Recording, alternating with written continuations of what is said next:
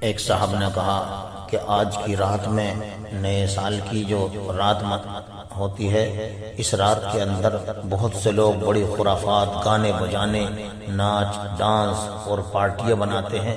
یہ کیسا ہے؟ یہ بالکل ناجائز اور حرام ہے، اور ان میں شریک ہونا، ناچ گانوں میں شریک ہونا، یہ بالکل ممنوع ہے۔ اس لیے کہ نبی کریم صلی اللہ علیہ وسلم نے ارشاد فرمایا، ایسا زمانہ میری امت پر آئے گا کہ یصبح مؤمنا ویمسی کافرا، کہ صبح میں مومن ہوگا، شام میں کافر بن جائے گا۔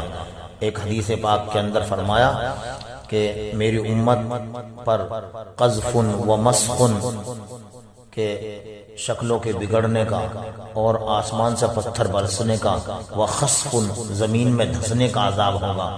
تو ایک شخص نے مسلمانوں میں سے کہا، فقال رجل من المسلمین یا رسول اللہ ومتی ذاک، کہ یہ ایسا کب ہوگا؟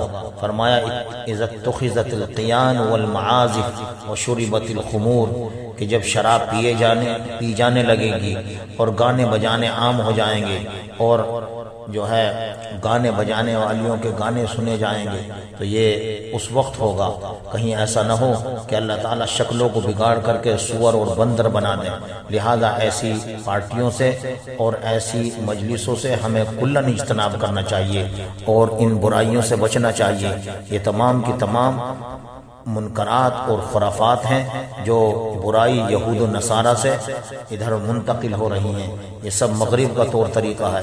لہذا اللہ کے نبی نے ارشاد فرمایا، من تشبہ بقوم فہو منہم، جو جس قوم کی مشابہت اختیار کرے گا وہ انہی میں سے ہوگا۔ ہم کلاً اجتناب کریں اور آج کی رات اپنا آرام کریں، عبادت کریں، ذکر و اذکار کریں اور سوئیں۔